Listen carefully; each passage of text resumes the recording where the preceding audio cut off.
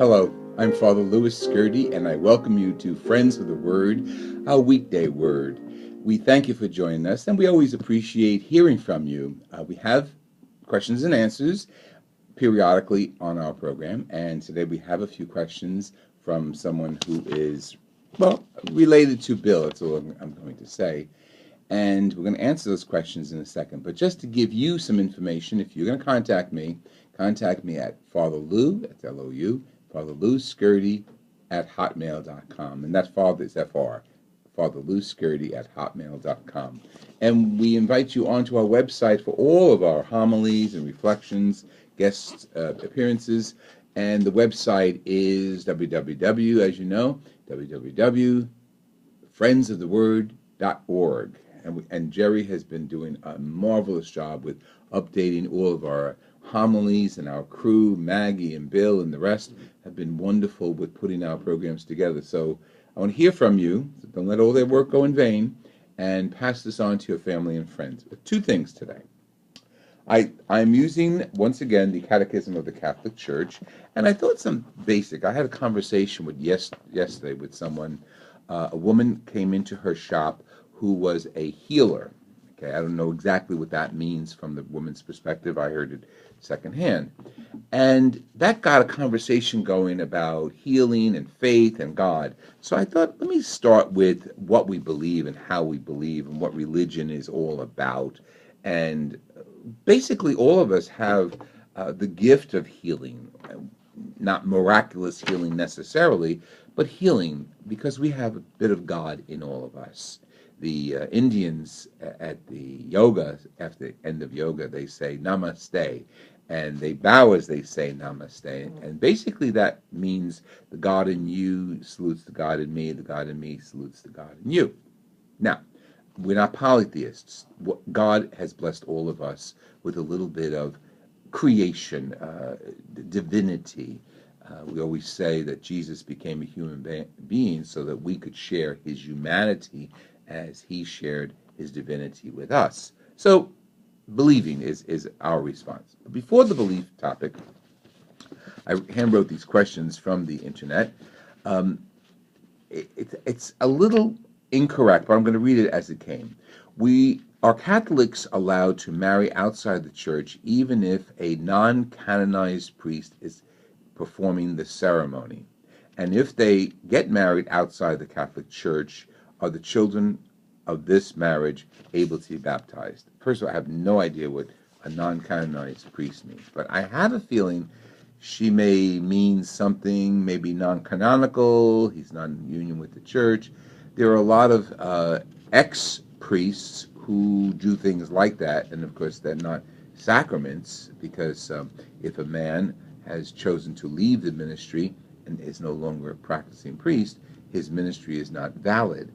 He can do all the things that look like ministry, but they're not valid, sorry to say, because he's not in union with the church.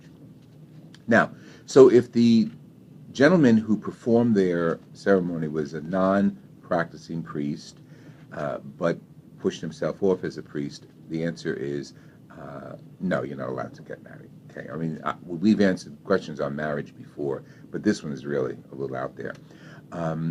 And marriage is a sacrament, a sacred moment in which the couple performs the wedding. The minister, the deacon, or priest is a witness, the church's witness. So it has to be something that is valid, it has to be something that is sacramental, it has to be something that both parties know what they're getting into, because it's forever. Marriage is a sacrament, and there's no alternatives to it. Okay, the question continues. And if they get married outside the church, can the children of this marriage be baptized? That's a heady one. We know Pope Francis has baptized children of unwed mothers. No big deal, no great shakes. Why? Because the mother, in this case, promises to raise the child Catholic.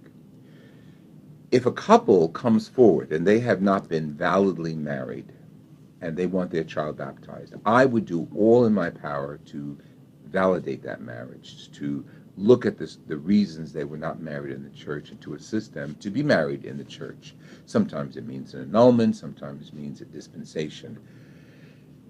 But if the couple comes forward and say, we want to raise our child Catholic, we are not in union with the church, but we will bring the kid to church, we will raise him or her according to the faith of the church, that has to be a sacred moment of decision making. My inclination is yes, it's not magic. Baptism is not magic. Baptism is an incorporation into the church. So I would say yes, that child can be married, but I would look at all of the circumstances of, the child can be baptized. I would look into all the circumstances of that marriage first. Because, again, I hate to say it, some people think baptism or confirmation or just cultural things that you got to do when you arrive at a certain age. It's not cultural. It's sacramental. It's incorporation into the family of God.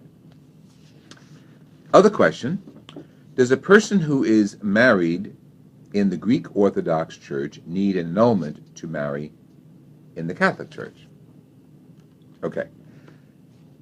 I just read them as I have them, okay? I can't tell you what that means. If a person is married in the Greek Orthodox Church, okay, if a Catholic is married in a Greek Orthodox Church, he will get a dispensation from his bishop. And I say he because usually the marriages favor the church, the home church of the bride. Not necessarily, but okay, that usually. So if a Greek Orthodox woman wants to marry a Roman Catholic man, the Roman Catholic man applies to the bishop of his local diocese for a dispensation through the parish priest. Dispensation says, basically, we know you're marrying outside the Roman Church, but you are marrying in a sacramental marriage of the Greek Orthodox Church. So your marriage is permanent, is lifelong, and it is a sacrament.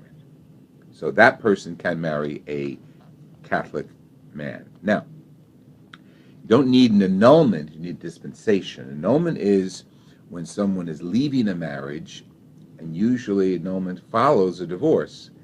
And the irony is the Catholic Church does not recognize divorce, but you have to be divorced before you apply for an annulment. Go figure. Anyway, so what does the annulment say? The annulment says basically that these two should never have been married, and there's some invalidity there going on. We don't know what it is. That has to come out in the search between the two couples. Can a Catholic receive communion after a divorce, or I can't recognize my own handwriting, when there has been an annulment granted? Okay. As I said, the Catholic Church does not recognize divorce. So what does that mean? It means that ain't no such thing, basically. We don't recognize divorce. When a person is married sacramentally, he is married forever. To get out of that marriage, yes, to the state, a person will get a divorce. Then he comes to the church and he or she comes to the church and requests an annulment, which says that the original marriage should never have taken place for various reasons, and then that person, if it is proved, would be given an annulment to marry in the Catholic Church. Okay, he or she would then be able to have a sacramental Catholic marriage. I hope that hits it. And we took a lot of time with those questions, but I want to just end up with one phrase. And the phrase is the first phrase we use in the credo, the creed. I believe.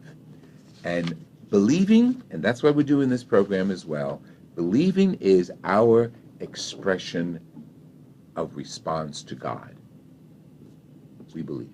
Thank you for joining us. This has been Father Louis Scurti with Friends of the Word, the Weekday Word. And let me hear from you. Send some questions in. God bless you.